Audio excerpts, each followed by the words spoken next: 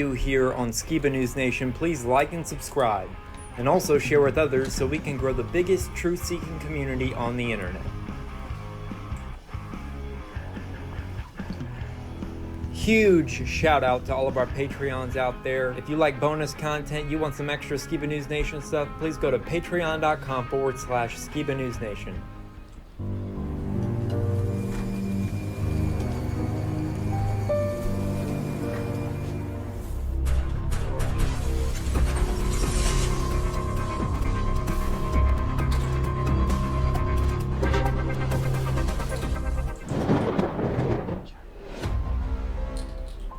Welcome to Skiba News Nation, bringing you unfiltered views, news, interviews, discussions, and more. And now, here's your host, Jeremiah Skiba, award-winning musician and son of Rob Skiba. With the son of the legendary Rob Skiba, Jeremiah Skiba, what's up? With my great and insightful co-host, Mr. Jake Grant.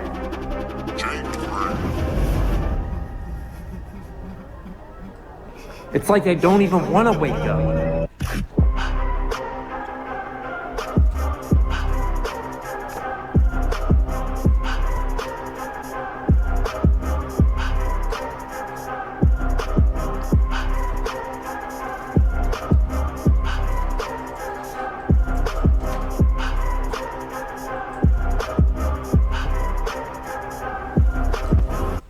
He's on a quest for truth.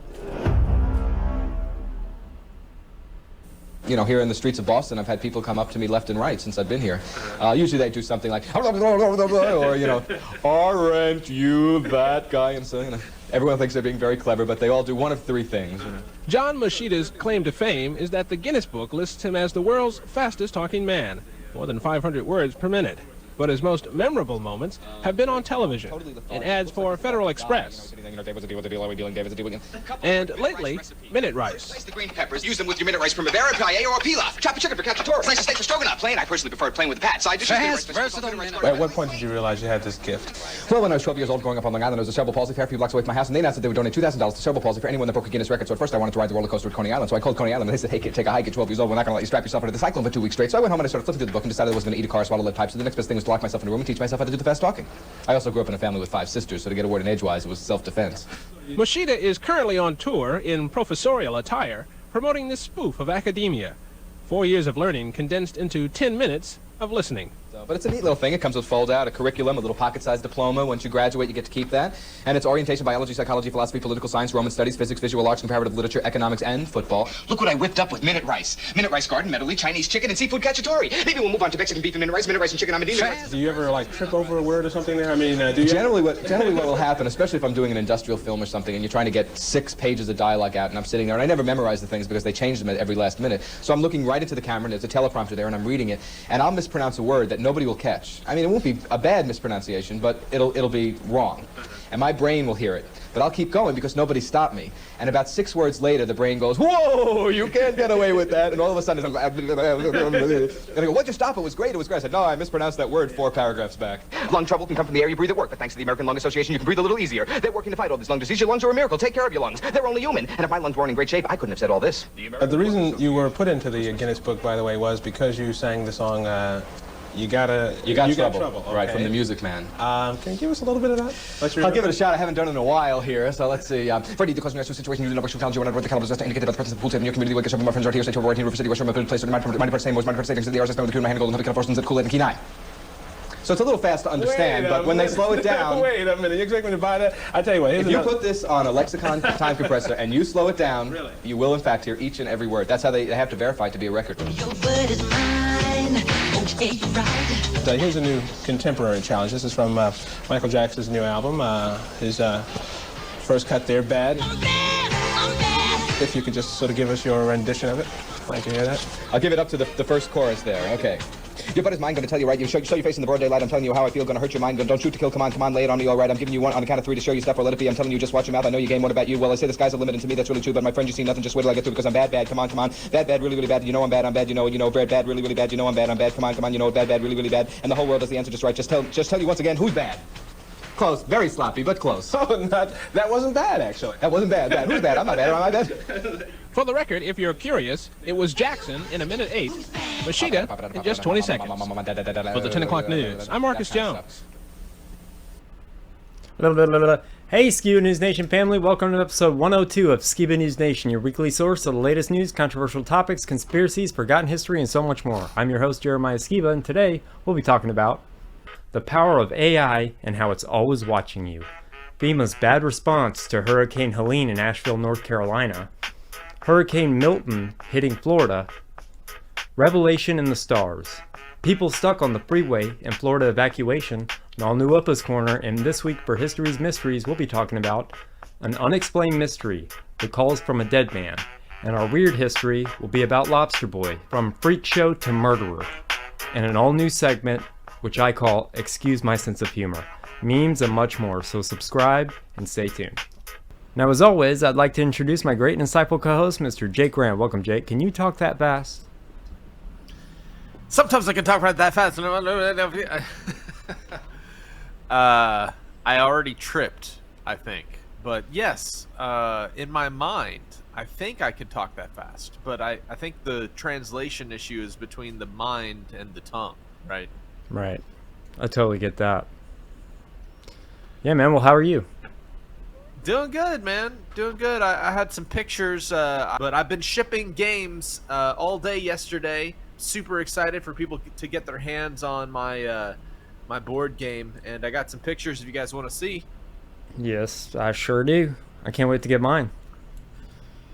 On the way, check it out. This is me signing the limited edition boxes, and then of course loading each and every box up with very special goodies and even things that you guys didn't know you were gonna get. Super excited, and then of course on the way to the post office, sent out about 40.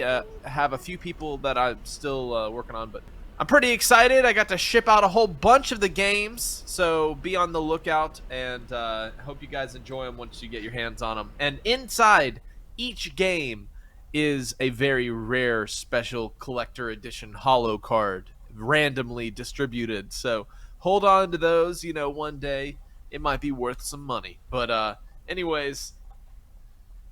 Very cool, man. Yeah, I can't wait to get my hands on a box and play with my wife and my cats. Oh yeah, sweet. All right, cut back over here, Opa. If you're interested and you didn't get a game, go check out tribethegame.net. Tribethegame.net, and hope you guys enjoy it once you get your hands on it. But anyways, I got some great news for us this week, Jeremiah. All right, before we go into current news, do you mind if we play a clip of how people can get in touch with us real quick? Yeah, let's get it. Let's play it. Don't forget about our Skiba News Nation hotline, where you can leave us a voicemail telling us what topic you'd like to hear us discuss, or ask us a question and we'll answer it on the show. We can't wait to hear your voicemail. Our number is 214-617-3330. You can also write us a letter to Jeremiah Skiba, P.O. Box 560-271, The Colony, Texas 75056. I will definitely write you back. And make sure that you check out JJ's CBD Rub on jjcbdrub.com. And also make sure that you check out Jake's website and you get his game, because it's going to be worth something someday. Anyways, got some great current news for me? Yeah, we got some very important things to talk about. Let's get into it. All right.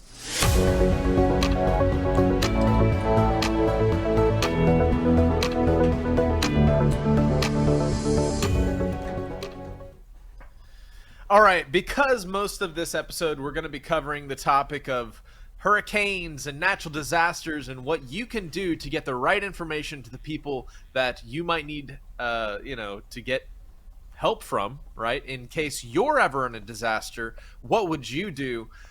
First, I wanted to show this short clip demonstrating really what the power of AI will do in controlling our day-to-day actions and thoughts, and how this great example video shows the way that AI can coerce you. Check this out.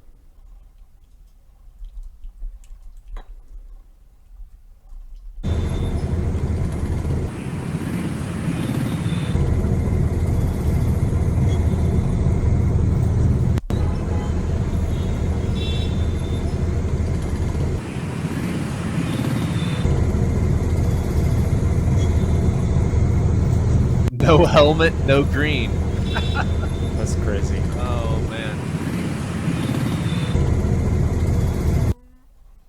Okay, so of course I wanted to show that video because it's a great demonstration of just how, one, AI can operate in a social credit score system, right? Up on the billboard, embarrassing you for all the people in traffic, showing that you're the one breaking the rules. Well, just apply this same thing to different areas of our life. You're not following the rules, and then they plaster you all over social media until you are coerced into, going. It said no helmet, no green. So not only that, but they link a element of social pain to it, like you're causing outward anguish.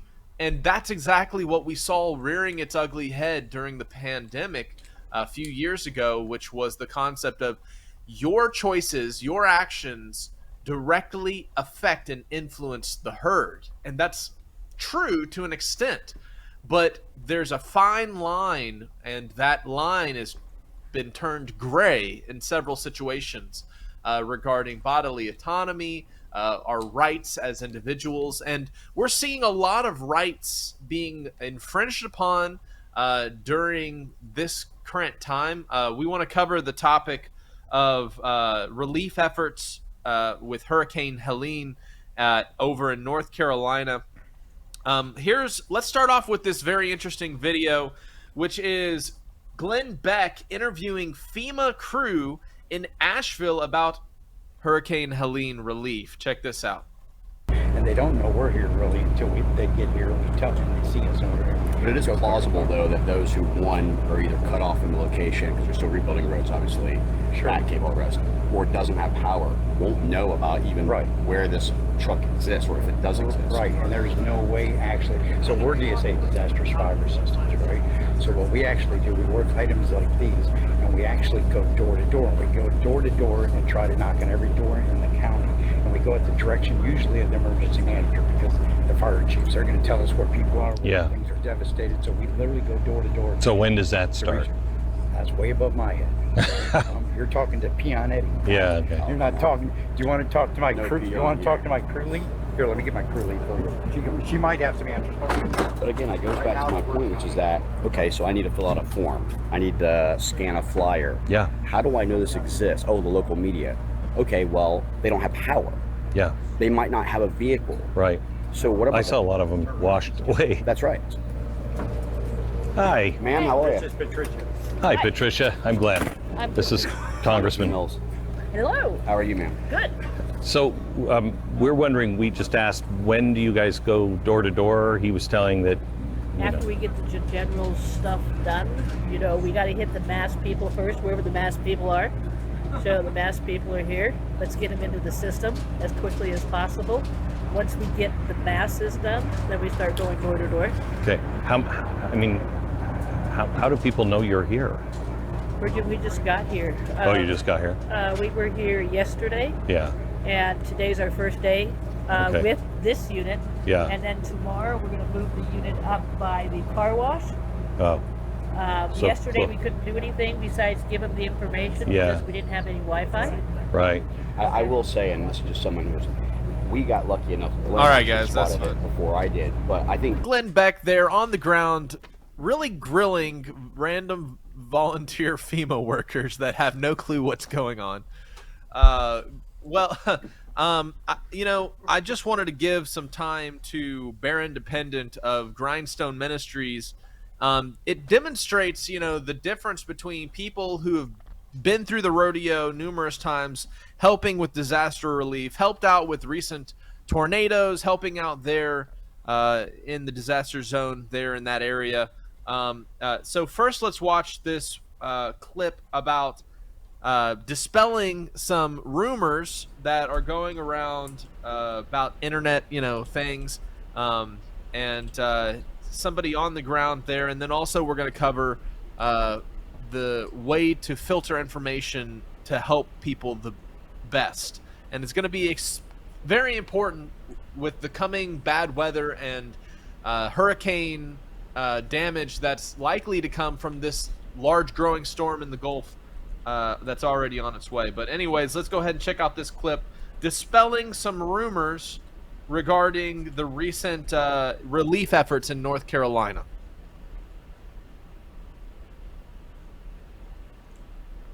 Need more volunteers. So if you want to come serve, you email serve@grindstoneministries.com. serve@grindstoneministries.com. What do you need? Blah, blah, blah, blah, blah. All that is on the website at grindstoneministries.com. So go check that out. Please do not email me or social media me links, questions, any of that. All of that goes to grindstoneministries.com.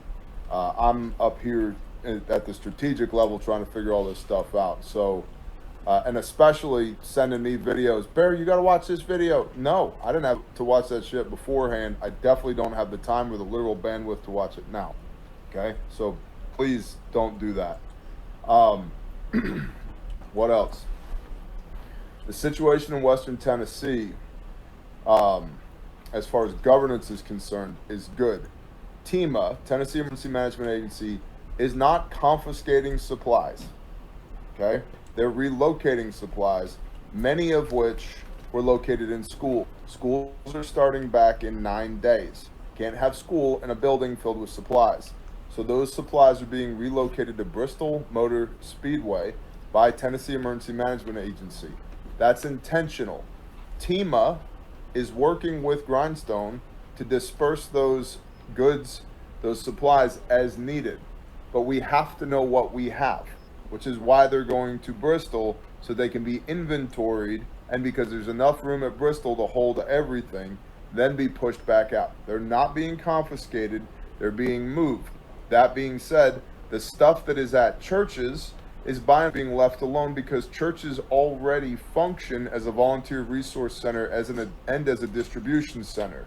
So there's a lot of bullshit on the internet about they're confiscating things, put them in the churches, they can't go in the churches. We're not confiscating things on the Tennessee side. Again, separate Tennessee from North Carolina. Nothing's being confiscated, it's being relocated so it can be inventoried, so it can be pushed back out into the community. And we don't need to relocate anything from churches because they have the space to hold it, and they already have the network of people to push it out into the community as needed. So that's all good. On the North Carolina side, things are very, very different. FEMA appears to have established a cordon around the disaster-affected area, and they are not, by and large, letting supplies in, because of declared emergency doesn't exist in North Carolina, which people have gone back and forth, the why and the legalities and the morals and ethics of that, but because it doesn't exist, the sheriff in each county is still the highest elected official, which is good, which means the sheriff can tell people to pound sand, and in many cases they have told people to pound sand, people being FEMA. And so supplies are getting in drips and drabs.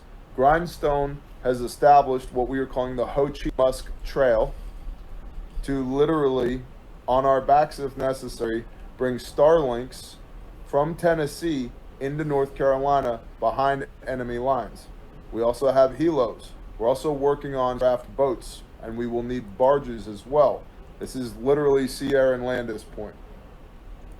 There are critical needs as far as supplies and infrastructure are concerned. There is an Amazon wish list. I don't love giving Jeff Bezos money, but all of the things that we need, or most of the things we need, can be found on Amazon, and it aggregates. And so if you want to pour in that way, you can visit Amazon and just search for Grindstone Ministries, and you'll find the Grindstone's wish list that it's being updated, populated regularly. If you go on there and everything's sold out, check back a half a day or a day later. More things will be posted there as needs arise. North Carolina is a shit show. North Carolina is bad. And so we are running cross-border operations against the recommendation of Pete Buttigieg and the FAA, Aviation Authority, and whoever else. Don't care for the preservation of life. There are people over there that need help. So we're doing that. So FEMA confiscating supplies going to illegals may, based upon the current intel picture, may, not is, but may be happening on the North Carolina side. It is not happening on the Tennessee side. which is why our FOB is in Tennessee. And we're Grindstone. We're a nationally registered 501c3. This is our 46th deployment and not our first rodeo. And so we have the same authority as the American Red Cross, and we are actually out there, boots on the ground, getting stuff done. That being said, this storm and the response to this storm are both unprecedented. The scope of this, the scale of this is massive. It's unheard of. And we've been there now 9 days. We are in the 9th day of the Great American Captivity. We're going to need more volunteers. We're going to need more supplies. We're going to need more resources for months and months and months. And the way the media cycle works is nobody's already talking about this at a national media level. And those that are talking about this at the media level will be moved on to something else in a couple of weeks, so please don't forget us. That being said, if you have a following, if you are a content creator, or if you are with a media outlet, reach out, surf at grindstoneministries.com and put media in the subject line. You are welcome at our FOB. You are welcome to go out and report and push this information out, because part of what is happening is an information blackout on this entire situation, probably for one or more reasons. One is the federal government is not doing anything about this. They don't have the money. They've blown their budget for disaster on bringing militant illegal criminals across our southern border. And that's blowing up in Kamala's face, and so they're not talking about it. The other is, it very really looks like, I cannot confirm, but it very really looks like there is an attempt at a federal land grab in western North Carolina going on right now, due to the criticality of the infrastructure that's located there, specifically certain types of mines that produce certain types of product.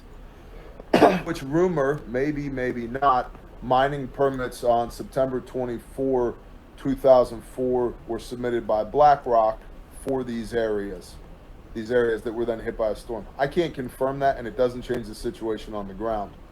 But there's a media blackout on this intentionally. That's why they don't want Starlinks into North Carolina. But as a result of no Starlinks into North Carolina, people are dying, because without commo, there's no logistics. Without logistics, you can't win the war.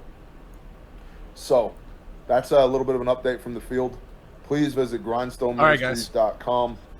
Please do not contact me. Now, as you saw, of course, contact them at serve@grindstoneministries.com. And just getting the word out is so important. But with the coming hurricane that's in the Gulf right now, and there's going to be a situation possibly in the near future where more people in other areas are going to need help and relief. This next short video from Bear Independent also breaks down exactly how to give good information for when you need help. And I think him running through it actually gives you a good understanding of the critical nature of some of these events happening in our country. So check this out.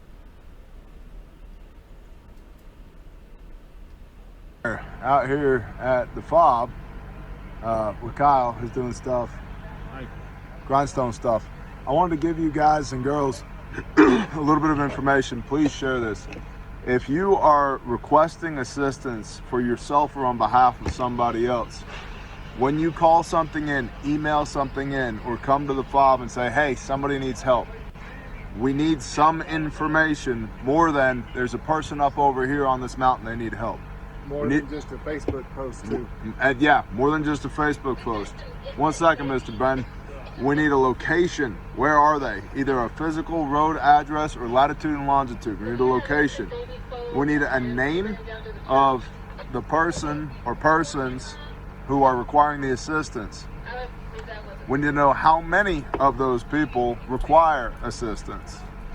We need to know what kind of assistance it is. Do they need propane heaters? Do they need clean drinking water? Is there a tree on their house? Is there a driveway that's a mile long covered with trees? And we need to define the assistance that they need. And then what supplies, if any, do they need? Do they need water, food, fuel, generators? That that little bit of information right there. Where are they? Who are they? How many of them are there? What kind of equipment do they need? What kind of resources do they need? That's actionable. That we can put together a response pretty quick. We don't have the resources on this end to chase down all these leads, especially in an area where we have no area familiarity. We don't know the back roads and the back hills around here like y'all do. So please, as you're bringing this information to us, where is it? Who is it? How many of them are there? What kind of resources do we need to bring in order to do the work? And what kind of resources does the homeowner or property owner need to sustain life where they're at? That's what we need to know. That's what you can pass to us. That's actionable. That helps us do our job so much better than there's a widow up on top of a mountain, she needs help. I want to go help that lady. I want to go help everybody. But if I don't know where they are and what they need, I can't. And we don't have the resources to chase down all the variables. So please bring us actionable intelligence. I say that with love. We love you. Have a wonderful day. Shalom. All right, so very interesting. Customize and save. I think it's very important, the information that we get in and out of areas of disaster. Also, just trying to promote what they're doing over there, doing good disaster relief on the grounds while so many people have been disappointed in government efforts. But with that said, I wanted to share this next clip, which you guys may find interesting. All right, so this is what I wanted to check out, and I was curious if anybody in our viewership has also watched this documentary. Today, as of filming this, is October 9th. And there was a recent documentary put out, Revelation in the Stars, which covers the possible fall of Babylon on October 9th. And seeing as we're recording this episode today, and we have an incoming, the worst storm ever recorded in recent memory happening in the Gulf, we already have massive destruction in Ashville. I see that there's some interesting celestial events happening in the heavens. So I wondered if anybody had an opinion on this, if they could comment under our video and explain what's going on October 9th, and maybe what your perspective is because, of course, on the premiering of this Skiba News Nation episode, the date will have already passed. But do you see a coincidence or an alignment regarding these disastrous events that are happening in North America and these signs in the heavens, such as the American eclipse that happened early in April, or the stars in the heavens and the supposed signs that are happening there? But anyways, this is too long of a video, of course, to watch here. Some more weather-related news coming to Florida. Check this out.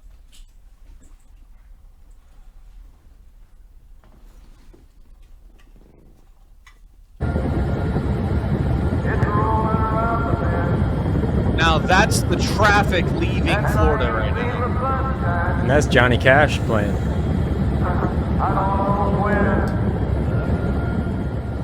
Things are starting to look real creepy in Florida. We're seeing eerie videos of black SUVs driving around neighborhoods with megaphones urging people to leave immediately.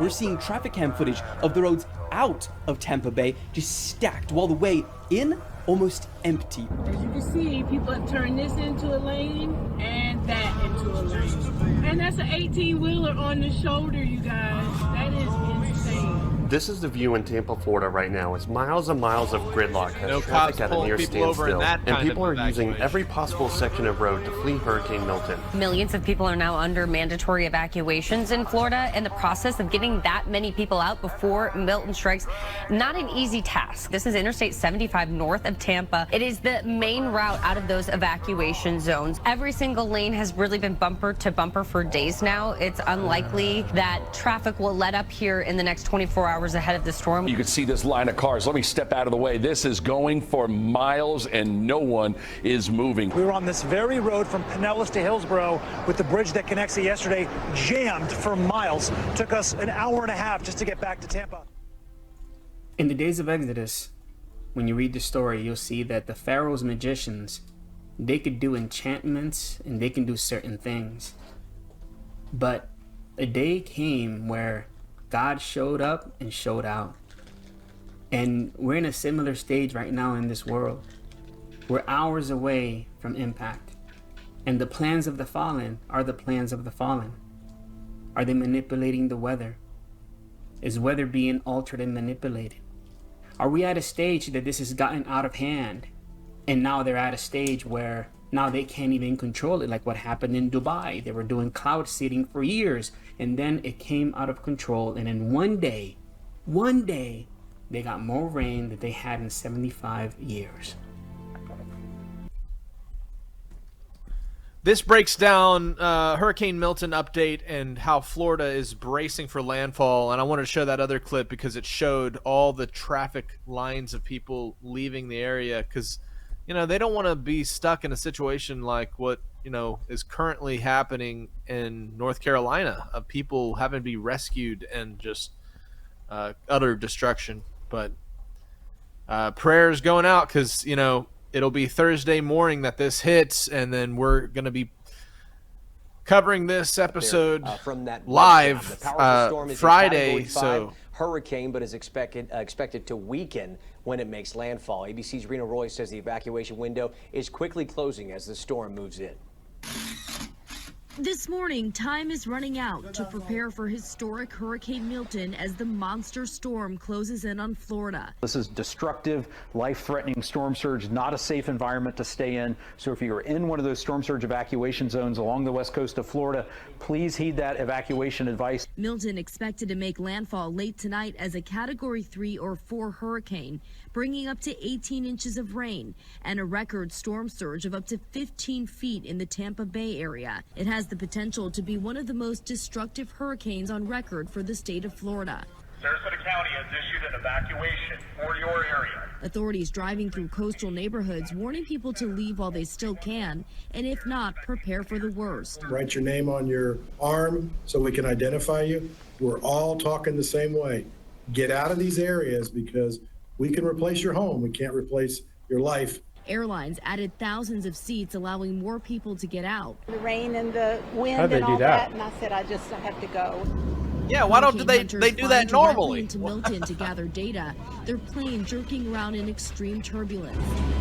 The governor says the National Guard storm mobilization is likely the largest in state history, with thousands of troops activated. 34 search and rescue planes are on standby, and 37,000 linemen are either in Florida or on the way to help with power outages. One major concern, coastal areas still filled with piles of debris from Hurricane Helene, despite frantic cleanup efforts in recent days. In some areas, a desperate struggle to find gas. More than 30% of gas stations have already run dry in the Fort Myers-Naples area. It's been I would say, a tremendous task to get gas. Rena Roy, ABC News, Tampa, Florida. A tormentous task to get gas. Oh man, so all right, here's another little interesting video. You know, in another area, I think it's important to kind of cover. You know, one, brace for impact, everybody. As of the premiering of this episode, I know it's going to be on the tail end, and people are going to be fighting for their lives likely this Friday because it'll be after the initial brunt force of the storms have hit. And this is already a suffering ecosystem here in the States from previous weather disasters. So just a really interesting time leading up to the election. And with that said, let's jump on another political topic. This is a documentary that is put out by somebody. We've showed some of their clips breaking down current events before, but I thought some of the things they say here is interesting. Peace because of the new face of war. And today, we once again speak of peace because of a new face of war. Fifth generation warfare, information warfare, the info war, if you will. And so our governments know that they must manufacture consent for these conflicts in this new war of information. And today, that is your social media feed. Your feeds have become the battlefield in the first line of this war. that is designed to manufacture consent among the public. And you may think, I don't pay attention to the politics, I just watch cat videos, it's no big deal, they can't get to me. And I'm here to tell you that you cannot escape this conflict, because being distracted by cat videos is damn near as effective as being dissuaded by disinformation. Because the military-industrial complex that John F. Kennedy warned us all about, it does not exist on an island. And when you follow the money, you very quickly realize that the people that own Lockheed Martin and Raytheon, General Dynamics, all the rest of them, are BlackRock, Vanguard, State Street, and all of the too big to fail mega banks that we've been bailing out for the last 30 years. Conveniently, they also all own each other. And then you start to think about it and you realize that these very same corrupt financial institutions that are the top owners of the war machine, they also are the top owners of Pfizer and of General Mills and of your car companies and of your water utility companies. They're even the top owners of all of the biggest funerary companies in America, so that when you have to bury the dead in their proxy wars that come home from abroad, they have a service for you. Shout out, all wars are bankers' wars. In a world of aligned incentives, it is highly profitable to all involved to keep you distracted, to keep you unhealthy, to keep you afraid, to keep you angry with one another. Because if you're not creating profit in that avenue, you're probably creating it in one of the other avenues. The information that manufactures the consent to allow this to keep on going on is the most important weapon in their arsenal. And without it, they can do nothing if we do not consent to this governance. I'm calling on you not to fight with weapons, but to stand and fight in this war with your words. And rather than manufacturing consent, we can manufacture peace. Not just peace for our people, but peace for all people. Not just peace in our time, but peace in all time. Thank you.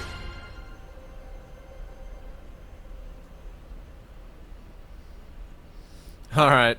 So, just, some interesting things he was talking about that I wanted to point it out, because you have the concept that the information that we digest on our phones is the weapon that's used against us to distract us. And then you bring in how the element of war and money and who actually owns the funeral business and who puts people in the ground and who, signs that death certificate in the hospital. All of these things kind of show a shadow of a much larger system behind the outward-facing politics of mankind, right?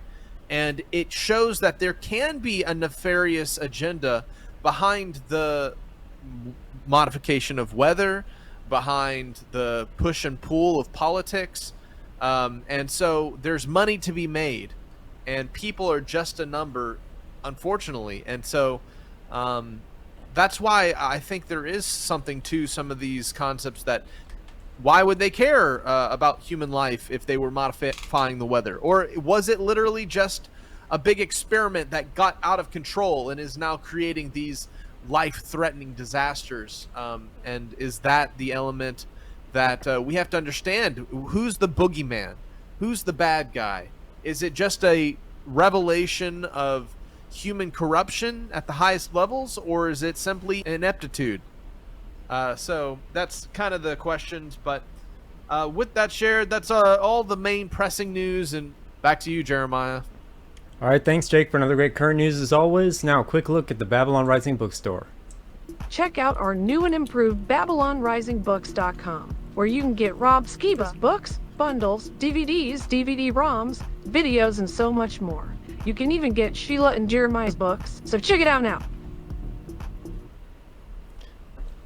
It's about that time for an all-new Opa's Corner. Take it away, Opa. There's nothing there.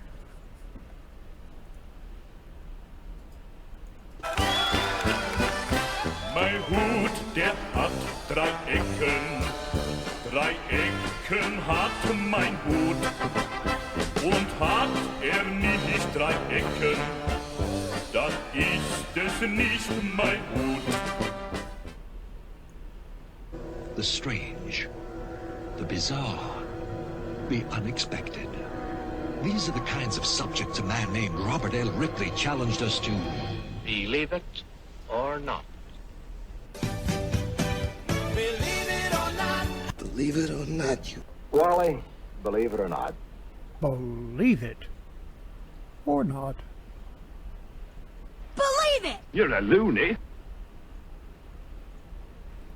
A Scotland home designed after Shrek's tree stump home was once available to rent on Airbnb.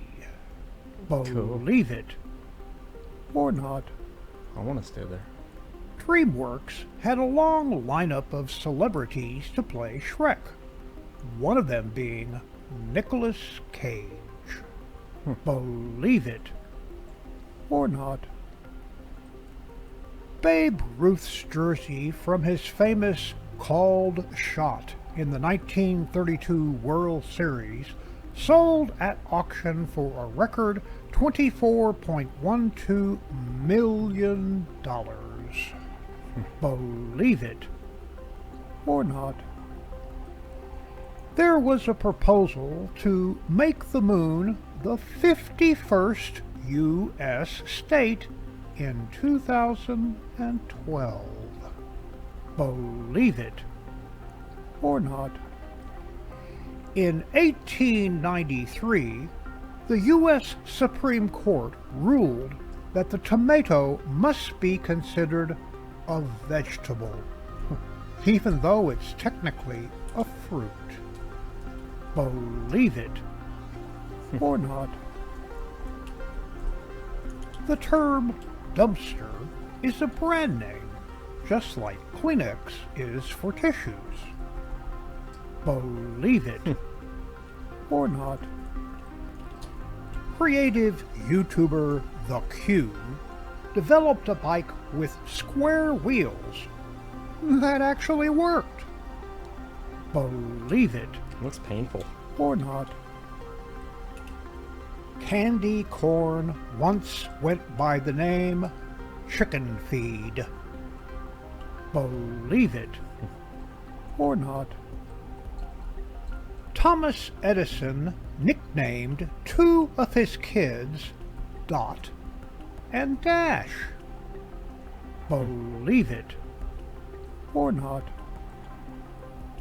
Mozart had a pet European starling bird that could sing the 3rd movement of his piano concerto number 17 in G major. Believe it or not. Michael Jackson considered buying Marvel so he could play the first live-action Spider-Man in a feature film. I want to play Spider-Man. Believe it or not. Toilet paper wasn't splinter-free until the 1930s. Believe it or not. During Restaurant Day in Finland, 4 times per year, people can open food stands, bars, cafes, or restaurants anywhere in the country. Believe it or not.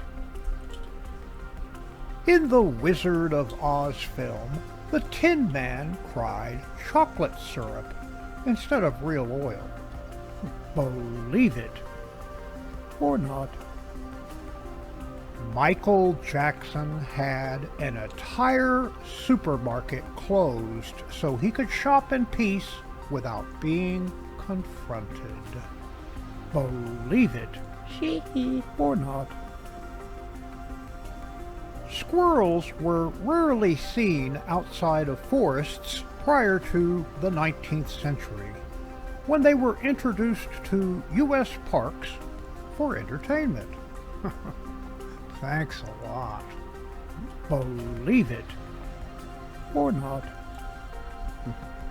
Sir Isaac Newton's dog, Diamond, allegedly set his laboratory on fire, destroying 20 years of research. A better excuse then. The dog ate my homework. Believe it. Or not. The fifth wheel was a parallel parking tool patented in the 1930s. Surprisingly, it never took off. Believe it. Or not. Arnold Schwarzenegger took ballet classes to help him pose in bodybuilding competitions. Believe it. Or not. In early drafts of the Star Wars script, R2-D2 could speak standard English and had a rather foul vocabulary. Believe it. Or not.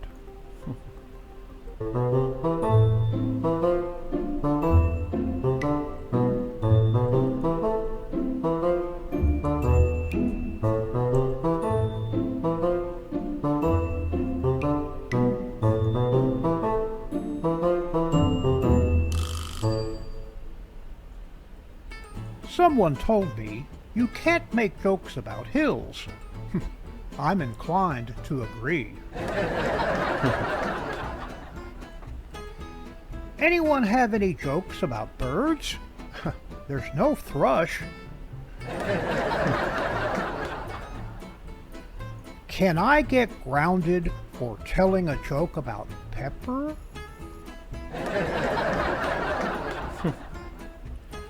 I heard that no one saw the Braille strike coming. I'm old. Every time I leave my house, I have to go back because I forgot something. Today I reached for my wallet, and wouldn't you know it, I forgot my pants.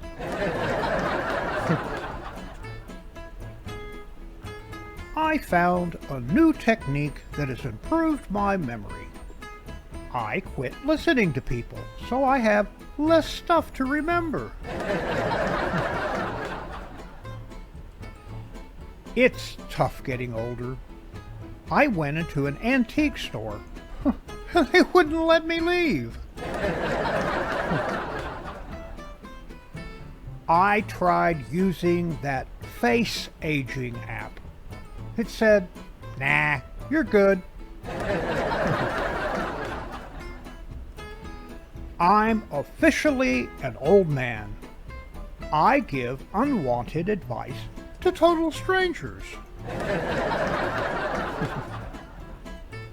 I told a kid to pull up his pants. His underwear was showing. He mocked me, tried to give me a wedgie, but the joke was on him. I was wearing Depends. I went to the doctor. I thought I had arthritis. I don't. I have early onset rigor mortis.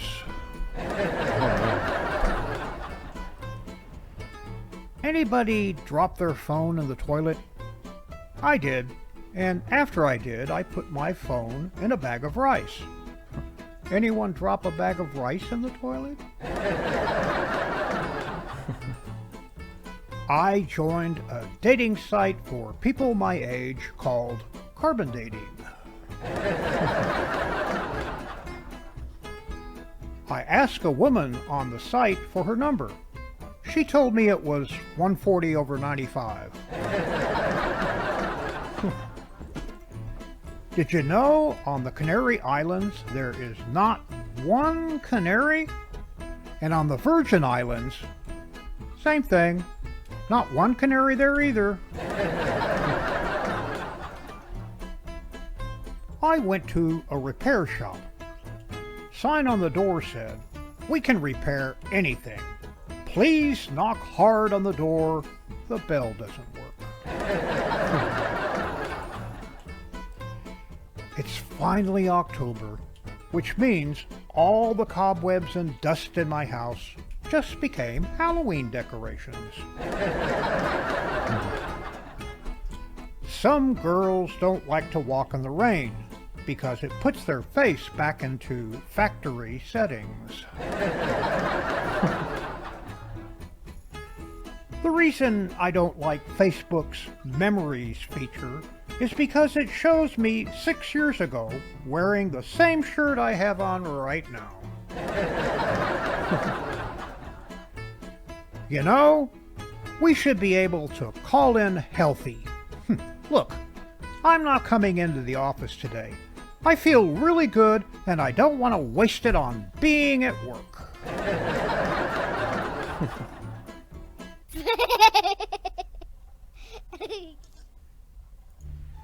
So, tell me why you hate your father.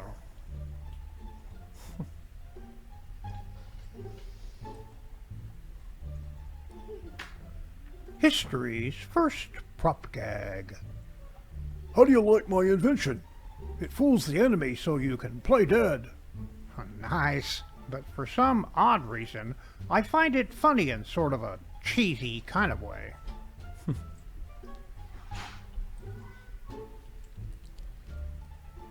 There he goes again. What on earth does he do with it all?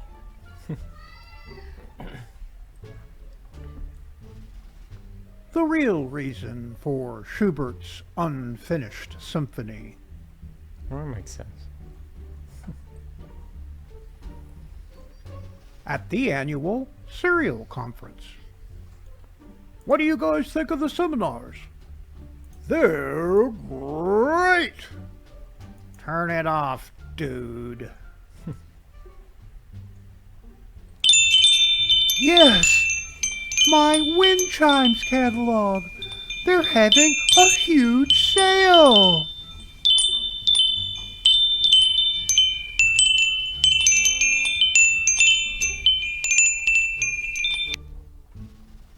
So, if you didn't open the book, and I didn't open the book, Moby Dick.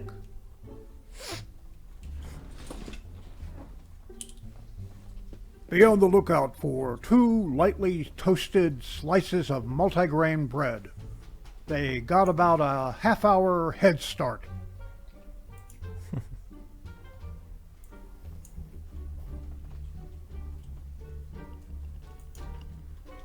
Why do you still have a landline? I need it to call my cell phone whenever I misplace it.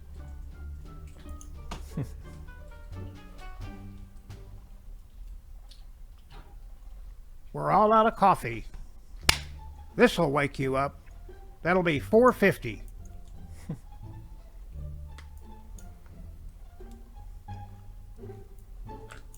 The doctor said if it doesn't come out soon, she'll have to induce.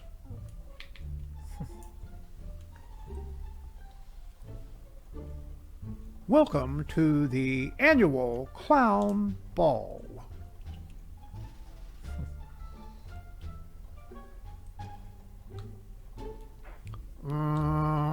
No thanks. We'll take that one. Venus Fry Trap.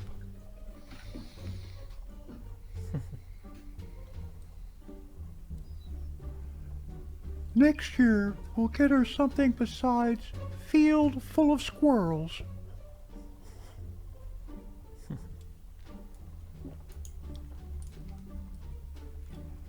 Library Science 101. Shh. Very good. Let's try it again. This time a little more assertively.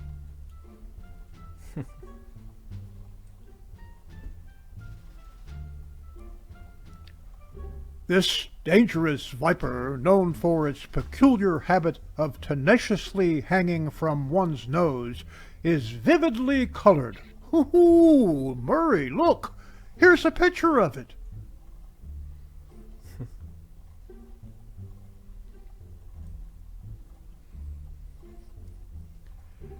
Kevin's job as a ball boy didn't last long.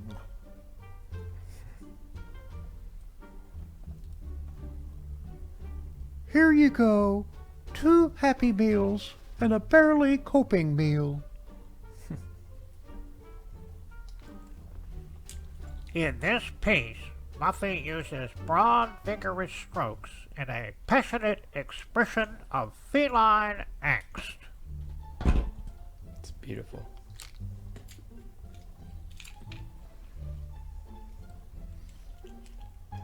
Take your time.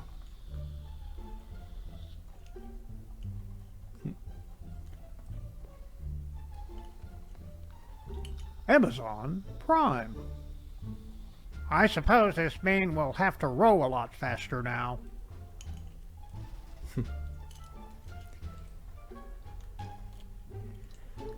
King of the Jungle. King of our hearts. A little Shelby.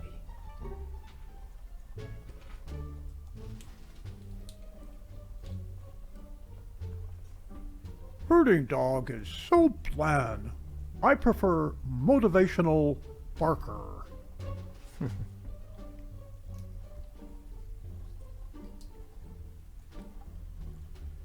I don't know. I don't really trust technology. Click here.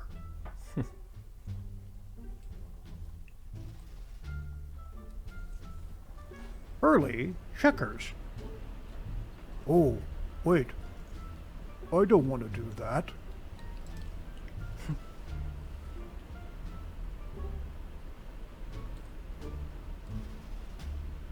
And while they may appear practically identical to the casual collector, the discerning, knowledgeable, and environmentally conscientious connoisseur wouldn't shy away from paying a premium for a piece of art featuring only organic certified produce. $500? $1,500?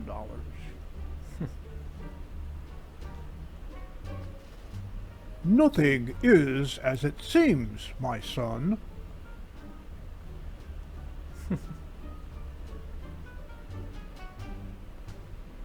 So, these 3 little mice are blind and the farmer's wife comes along and cuts off their tails with a carving knife. Who writes this stuff? Stephen King? He's just trying to throw off your game.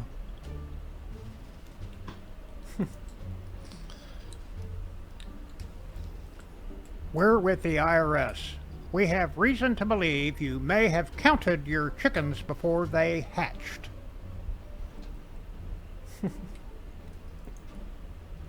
Deep in the Amazon rainforest, Lenny makes first contact with an isolated Amazon tribe. That wouldn't surprise me. Coming soon, Star Wars 12. Luke needs a walker. Yeah, he does. Read the vowels in Celine Dion out loud. E-I-E-I-O.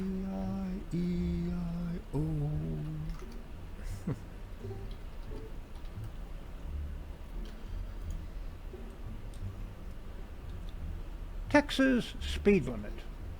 2x equals 360 divided by 4. Solve for x. No, that's not fair. I'll never be okay with donut shops cutting a hole in my donut, then charging me separately for the same hole they robbed me of. And that concludes another OPA'S Corner. Mein Hut, der hat 3 Ecken. 3 Ecken hat mein Hut.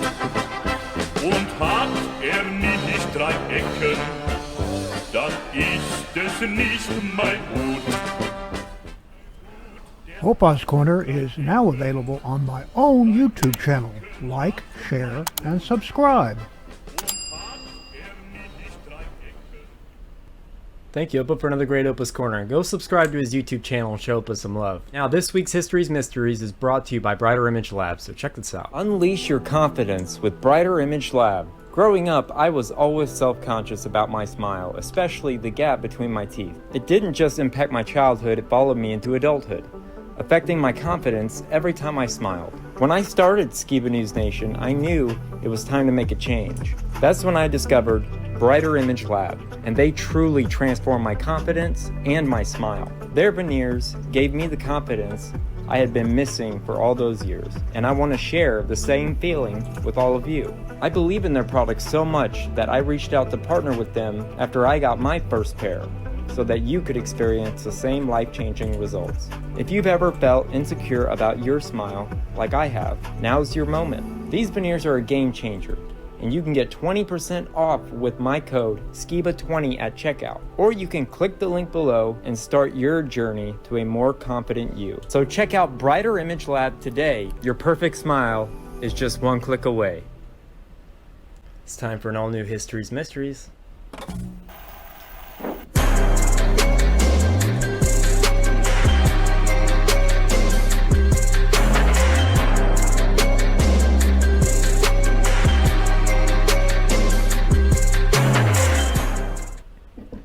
Now this week for History's Mysteries, kind of be inspired by my favorite show of all time, which is Unsolved Mysteries, which is kind of what History's Mysteries is. So in this first one, we're going to be calling Unexplained Mysteries.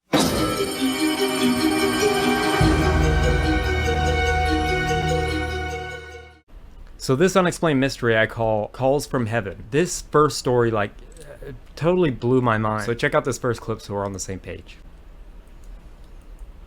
I read a story about people supposedly making cell phone calls from the afterlife, it definitely catches my attention for another possible explanation, especially when you have mainstream news outlets basically reporting paranormal phenomena as the news instead of actually attempting to explain the events of that day. That being said, let me give you the rest of the context of the situation and you'll start to see just how morbid this whole situation potentially is. Some of you may have heard about a tragedy that took place in 2008 in California. This was when a Metrolink train collided with another freight train directly head-on, causing 45 critical injuries and leading to 25 people who passed away. The entire situation was headline news at the time, and a subsequent investigation revealed that the operator of the train had been texting while on the job. This caused him to miss a red signal and veer off into a track where he was not supposed to be, as another oncoming freight train was headed there at full speed. The entire situation was a complete disaster and is often referred to as a situation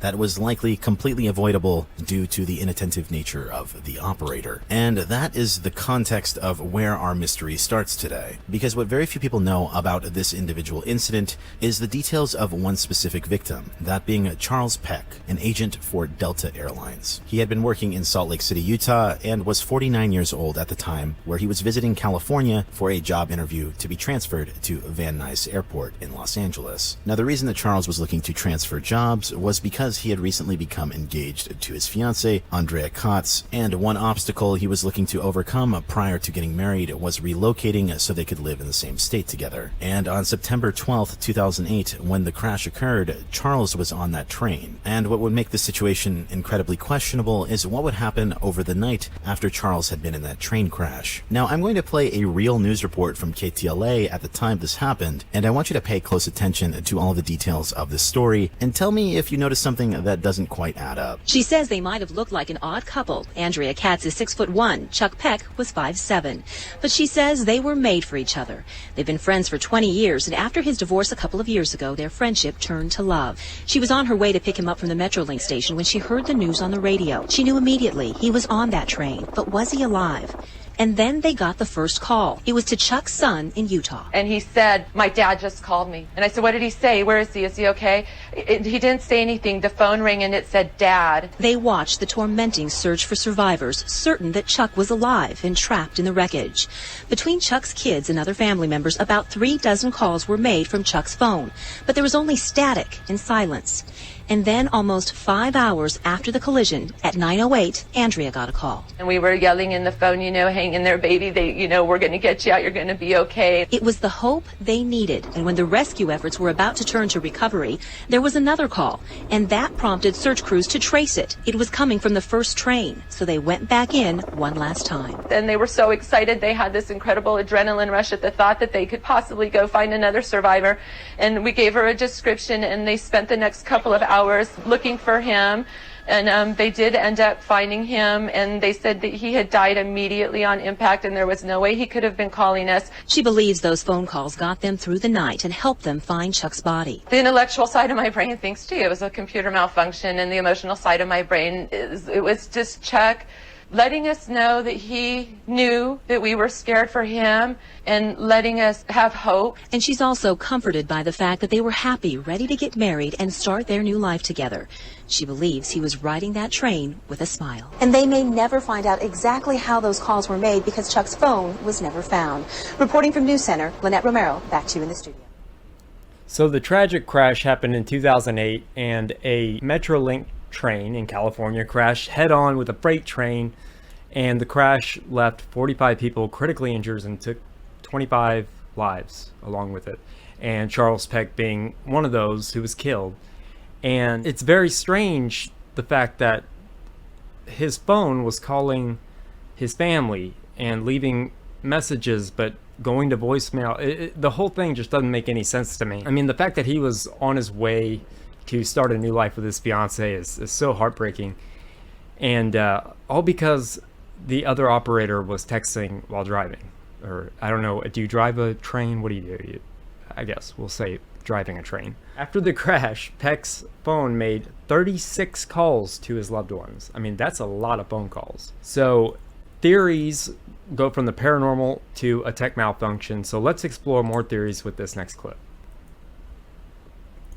Now, to summarize what we just basically watched, they basically used his phone to track his body, but they never found his phone. And Chuck's phone started mysteriously calling all of his closest family members a whopping 35 times between the hours of 9:08 p.m. and 3:28 a.m., with the final call being a single hour before they found his body. What really bugs me about this topic is the fact that many people who have written about this simply chalk this up to a simple butt dialing or a damaged phone, with this emphasis on it being this paranormal phenomenon. Now, no specific report makes any acknowledgement of what type of phone it was because it was supposedly never found. However, I want you to think about how many inputs would be required to make 35 separate phone calls at random intervals only to his closest family members. What are the odds of that actually happening? Assuming this was just some computer error, you might expect another call like a random contact to occur somewhere in the mix. However, that's not what happened. His phone decided to call his son, his brother, his stepmother, his sister, and his fiance. And these phone calls only took place during the active search and rescue hours, with the last phone call being a single hour before his body was found. So once again, I ask you, what are the odds that not a single phone call occurred after the discovery of his body? And I must say, any doubt regarding this could have been dispelled had his phone been found. Yet we are supposed to believe that, according to this original story, that search and rescue crews had already finished searching the car that he was located in, and only decided to double back after they had traced his phone calls. Yet by another amazing coincidence, his body was located perfectly by these phone calls, but never his cell phone. So they never found his phone. I mean, what are your thoughts so far, Jake, about this whole mystery? Yeah, I'm really not sure what to make of it. I've never heard of this this story. What about you, Uppa? Well, I have a theory. And what's that?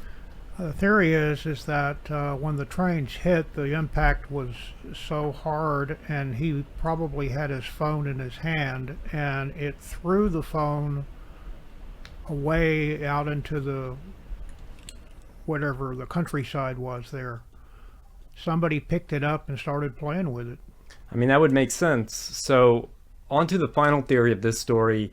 Was it a cover-up by the media, or is there some kind of other explanation? So check this out. Now, naturally, you have to ask, how certain are we that this person actually passed on impact? And realistically, it's not that out of the question for the coroner to make a mistake. I mean, after all, the coroner didn't even get this man's age right until 3 days after and had to correct it on the obituary. And furthermore, there was no publicly available information on the man's injuries at the time of passing. I decided to order a copy of the report from the LA coroner, and I will note I've still been waiting weeks for them to actually mail it or even email me a copy of it. All the LA County website simply lists is that multiple traumatic injuries were the official cause. One theory that seems possible with this mystery is that perhaps the officials that were in charge of the cleanup of this accident were simply telling a different version of the story to make a tragic situation more bearable to the family. But naturally, you have to ask, if this were the case, is it common practice to cover up evidence, that being his phone, and even potentially falsify coroner records to accomplish this goal? At the end of the day, nobody wants to be responsible if someone could have potentially been saved. And to give search and rescue crews the benefit of the doubt, I can see the potential of them possibly leaving the phone behind. But the willingness to leave this a mystery seems far more suspicious than anything else. Perhaps someone with a legal background could weigh in on the liability of rescue crews in this kind of situation, as I know there's generally some legal immunity for those putting forth a good faith effort to try and recover bodies in a situation like this. However, with that all being said, I wonder what you guys think about all this. Is this just some crazy coincidence, or is there a bit more to the story? So let me know what you guys think down in the comment section. And I don't know, the whole thing is still a mystery to me. I mean, it's just so weird, such a weird story. Could be what Opa said. It could be, I mean, they never found it, and yet they could still make call. The whole thing just doesn't make any sense to me. But yeah, let me know in the comment section. And now for story 2, which we're going to be calling Weird History.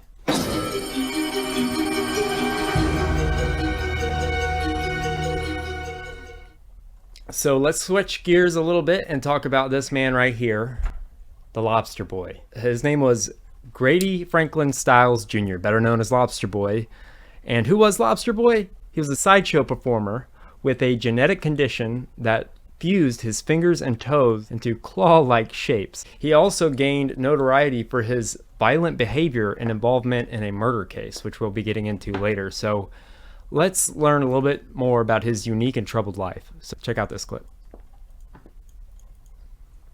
The absurd life of Grady Stiles Jr., a guy known as Lobster Boy, held fleeting fame during the mid-1900s before falling into a world of crime. What led a circus performer to become a cold-blooded killer, and how did Lobster Boy get his unique hands? Grady Stiles Jr. was born June 26 of 1937 as the 4th child to Grady Stiles Sr. and Edna Stiles. Right away, doctors could see Grady was different. Grady Jr.'s strange hands would be with him for his entire life and would shape his future in ways no one could have expected. According to his dad, Grady Stiles Sr., the Stiles family had a long history of babies born with this and similar looking extremities. Records apparently date back almost 100 years to 1840. Grady's hands resembled claws more than hands, and the condition impacted his feet as well. In spite of his condition, Grady could have led a normal life, but his parents had different plans. Grady Stiles Jr. was born into a family of circus performers. They didn't do every act. Instead, they specialized in the freak show. The Stiles family kept having more children with abnormal limbs and eventually formed a circus called the Lobster. This iteration of the Lobster family got their start in Pittsburgh and soon became a main attraction for carnivals for decades as the family traveled with their circus act across the country. That's when Grady Stiles Jr. became known as the Lobster Boy. Although Lobster Boy is known for his claw-like hands, his rare medical condition also impacted his feet, making him unable to walk. Lobster Boy commuted on a wheelchair and sometimes crawled on his hands. His unique hands made crawling exceptionally difficult, and coupled with the arm movements required to move his wheelchair, Lobster Boy gained some serious upper body strength. Alongside his freak show appearance, Lobster Boy became known for his strength, well, at least at home. Over the years, the Lobster family would tour with the circus and spend their off-season in Gibsonston, Florida, a place where many carnies would call home. Together, the Lobster family pulled in some serious money back in the day. They would make anywhere from $50,000 to $8,000 a year. That's almost $1 million by today's standards. Plus, their condition was easier to conceal, meaning they were able to live pretty plush lives free from the stigma that many of their freak show co-workers faced. Adding to Lobster Boy's success. He met a fellow carny named Mary, or Maria Teresa, and fell in love. Mary was a runaway who left home when she was still a teenager to join the circus and stuck with the gig ever since. Mary wasn't part of the freak show. Instead, she worked as a staff member, but she accepted Lobster Boy for his appearance, and the two fell in love, eventually marrying. Together, Mary and Grady Stiles Jr. had 2 children of their own, Kathy and Donna. Kathy was born with no deformities, while Donna was born with the same medical condition of her father. Even though Stiles seemingly had it all, money, a woman he loved, stable job, a house, and a family, he wasn't satisfied. Lobster Boy began drowning his sorrows with liquor. His alcoholism continued to worsen as his children moved into their teens, and the more he drank, the more violent he became. Lobster Boy began abusing his family both mentally and physically. Even though he spent a good deal of time in a wheelchair, he was incredibly strong and would use his strength to hurt his loved ones. On occasion, he would use his claws to choke her. Because of her normal appearance, Lobster Boy also began to favor Kathy over Donna, furthering the rift in the family, but none were safe from the Lobster Boy's wrath. So he favored the child that was most like him. And despite his tragic background, he was abusive towards his family and feared by so many more. And just people that met him just really didn't like him. Like, he was not a good dude. And now we're going to be uncovering how his story ended. So check this out. Donna eventually fell in love with the young man, but Lobster Boy disapproved. Donna tried to fight back and even planned to marry her lover. The night before the wedding tragedy struck the bride-to-be, Lobster Boy talked with the groom and told him he wanted to make peace. Accounts of the nights vary. Some say Lobster Boy went out to meet the man, others say he invited him over. But either way, the result was the same. Lobster Boy grabbed his shotgun and murdered Donna's fiancé on the spot. Lobster Boy didn't hide. He went straight to trial and confessed openly. He didn't feel the slightest remorse for killing another human. In spite of his blatant crime, Lobster Boy was only tried for third-degree murder, most likely due to his intoxication, much to the dismay of his daughter. He wasn't even sentenced to jail. Lobster Boy escaped jail because no prisons in the area could care for someone with his deformities, so he was given arrest and 15 years of probation. In response to his murder, his wife left him, but in somewhat of a silver lining, as part of his rehabilitation, Stiles Jr. stopped drinking. When he finished his sentence, he even got back together with Mary, and things seemed to be picking up for Lobster Boy, but those calm waters didn't last long. Something about his wife and family triggered something dark in Lobster Boy, and he went right back to the bottle shortly after reuniting with Mary. Shockingly, he was even more abusive the second time around. That's when Mary and her son from a prior marriage, Harry Glen Newman Jr., conspired to get revenge on Lobster Boy. Together, the mother and son duo hired a 17-year-old sideshow performer named Chris Wyant to kill Lobster Boy. The price for the hit job? Just $300. They didn't have to offer him much. Lobster Boy was despised by his community and neighborhood so much that they might have been able to hire him for free. Chris Wyant entered Lobster Boy's home and shot him twice in the head with a semi-automatic pistol. Wyant was sentenced for 27 years. Mary got 43 years, and Harry, the mastermind behind the hit, was sentenced for life. The boy who traveled the country and became a headline that people clamored to see was reduced to a corpse in an empty church. Only 10 people came to his funeral, and no one would serve as a pallbearer. So why did Lobster Boy have such strange hands? It turns out he was born with a birth condition called ectrodactylism, where abnormal development of the hands and feet causes digits, like fingers and toes, be missing or fused. There are 6 different subtypes of the condition, and it's very rare, appearing in roughly 1 in every 100,000 births. And it's genetic, meaning the Stiles family was afflicted with ectrodactyly for over 100 years to fuel the Lobster family's legacy. In modern medicine, some treatment and surgeries can improve function of fused fingers or toes, but in some cases, medical intervention is purely cosmetic. But cosmetic correction for this condition can't be understated. There are thousands of medical conditions leading to abnormal appearances. So why does Lobster Boy seem to strike us so strongly? Researchers believe ectrodactyly of the hands can be so jarring because we humans use our hands for non-verbal communication. Maybe you're someone who talks with their hands, or you use sign language to communicate. Whether our hand gestures are intentional or subconscious, our hands communicate all the time. Hands have been important symbols in culture and art. There's a sort of unspoken recognition that our opposable thumbs are some of our most important and immediately recognizable traits. Throughout history, losing hands has been synonymous with losing humanity. Maybe lacking regular hands angered Grady, coupled with the stigma and ridicule he must have faced constantly throughout his life. Perhaps Lobster Boy couldn't accept himself. While many carnival workers have been able to accept their unique features and live meaningful lives, Lobster Boy, like the villains of our stories, drifted beyond all hope. I mean, that's one of the most wild stories I've ever heard. And there are many more of those wild carny stories. There's a show on Discovery Plus called Killer Carnies, and it is so fascinating. And you get to hear from one of his direct descendants, and I think it's his grandson or something. And the way that he describes him is just so terrible. Like, he was a terrible guy. And I don't know, those hands would freak me out. I don't know about you, Jake, but I don't know about you, Opa. I mean, those hands and the feet, they freak me out a little bit. They freak you out? Unfortunately, I think everybody has kind of that ingrained subconscious reaction to things that are strange and disconcerting, you know. But it's sad that people have to experience a different form of life than what God intended, right? And I think sometimes that corruption of their form reflects on a corruption of how they experience the world, and so it can make them bitter. But there's also people who see the light at the end of the tunnel and can make the best out of a bad situation. My thing is, how is he able to grip a gun? You know what I mean? He only has two, basically like two fingers, because his fingers are fused together like this. I don't know how that works, really, but it's talent. There's a lot of different types of guns out there. I mean, like a shotgun, he's already got the cradle of the two fingers. I guess that's true. All he needs is to like shoulder the thing and then pull the trigger with the other finger, so. Yep. Opa, do you have any final thoughts? Yeah, well, I remember when I was a kid, we would go to the glorious State Fair of Texas, and they did have the freak show. The freak shows. They don't have them anymore, but they did back then.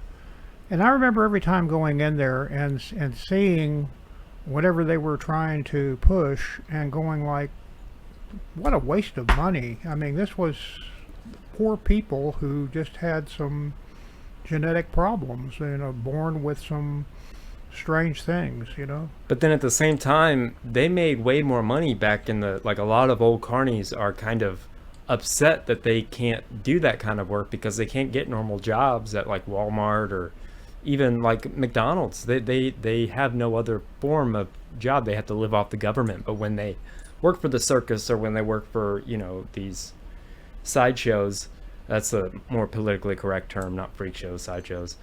But a lot of them are upset because, they've been outcasted. They don't have a way to make money. But when those sideshows were a thing, they were able to make tons of money and meet normal people. Like, he had a normal wife, like a not disabled wife, and that's pretty intense. And yeah, so you guys let me know what you think down in the comment section. And also, if you guys want me to do more histories, mysteries, where I have different segments within it, let me know. It's something I was trying out, so you guys let me know. But before we move on to memes, I want to premiere a new segment that I call Excuse My Sense of Humor. So check this out.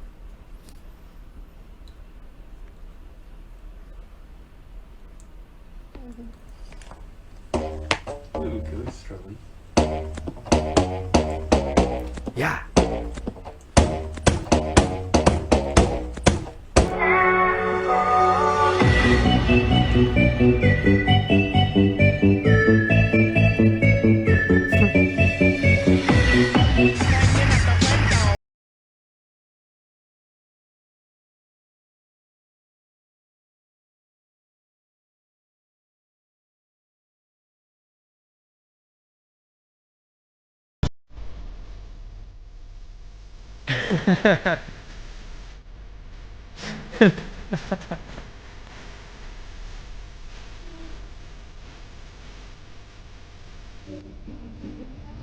Told my friend I was taking him to a Kiss concert. This is what cracks me up. I'd see him live. I don't know about you, but that last one was please excuse my sense of humor. So that's cool all. Segment. I like that. Cool, man. Well, it's my curations of TikToks and Facebook Reels or whatever you call them, and just my weird posts that I find funny. But hope you guys enjoyed today's History's Mystery segment. But before we go into the memes, check this out. I want to introduce you guys to somebody named Kristen, who's one of the biggest forces behind Skiba News Nation. This is Kristen. She's probably the biggest help on Skiba News Nation that we have behind the scenes. She helps us get all the big guests. I understand that you're doing this full time now, so how can people find out how to use your service? Well, I started Fellow Helper Agency, and you can go to fellowhelperagency.com. And I do any of the behind the scenes, email, getting the interviews, and I do prep work for the shows as well. I do timestamps and moderating, and then I've also learned how to do clips and making shorts out of the shows as well. And I was a producer for a documentary recently. She is the best with connects. If you like any of our shows, any of our big guests, she's the person to go to. And if you have a channel, definitely go to our website. Yeah, I enjoy what I do. I'm enjoying doing new stuff. I enjoy doing the same stuff I've been doing. I enjoy working for the community and being part of the team. Yeah, well, we appreciate you. Thank you for all your help. Thank you for coming on. Thank you. So go check out fellowhelperagency.com. Also, a big shout out to Kristen because she just informed me yesterday that she is pregnant with another baby. So congratulations to her. And yeah, everybody go check out our website. And you got some memes for me, Jake? Yeah, just 2 good ones came out this week. Check it out. All right, meme me up. Meme me up.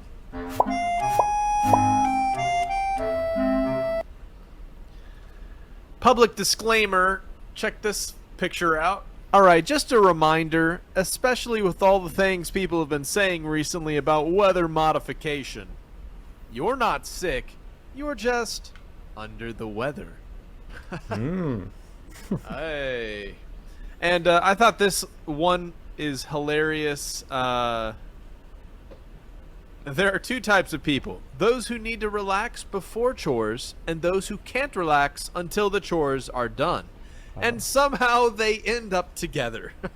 Yep, that's very true. Yeah, man. Sweet. Last week I was sick, and you covered that big chemical spill thing, and you were talking about all the symptoms, and I was like, oh my gosh, because I don't get sick very often, and I was like, oh no, has it come all the way to Texas? But it went away, but I can't even imagine some of the chemical stuff that's going on in the air. Oh, yeah. It's just crazy.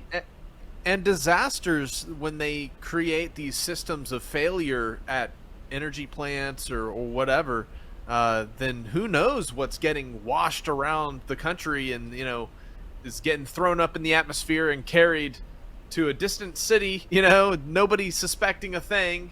And just down the road, there was a big explosion, you know, billowing clouds of chemicals into the air. But yeah, man, I mean, I think anybody who needs assistance for the disaster in North Carolina, check out Grindstone Ministries, and also for the people going through a hurricane right now in Florida, you know, hope you guys make through okay, and there's actually something to go back to. I know there's a lot of worry about the size of that weather formation, and you know, we can only kind of postulate, since we're recording this before the actual storm is hit. So, and our thoughts and prayers are there with you, whether it's horrible or whether it's not, you know, so pray for the best. Whether it's good weather or whether it's bad weather, we will weather the storm, whether you want us to, whether it will happen or not. I couldn't have said it better myself. And all right, at the time of this premiering, we will have had 50,000 subscribers, so at the trajectory that we're going. So hopefully, woo, thank you guys. Good job, man.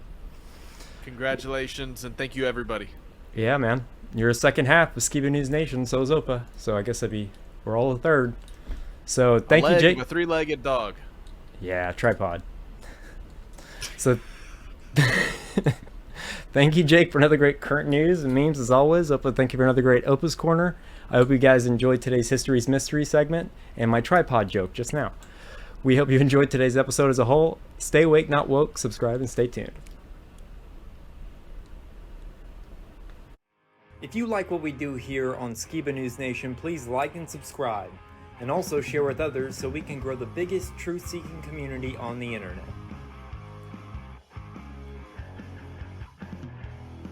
huge shout out to all of our Patreons out there. If you like bonus content, you want some extra Skiba News Nation stuff, please go to patreon.com/Skiba News Nation.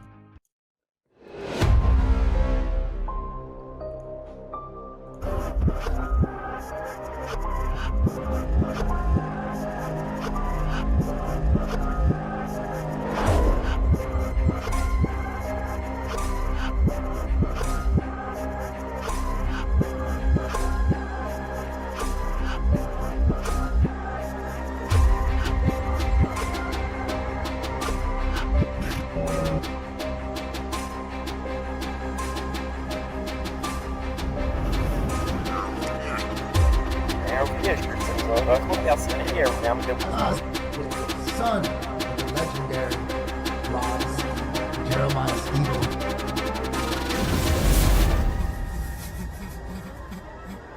It's like they don't even want to wake up.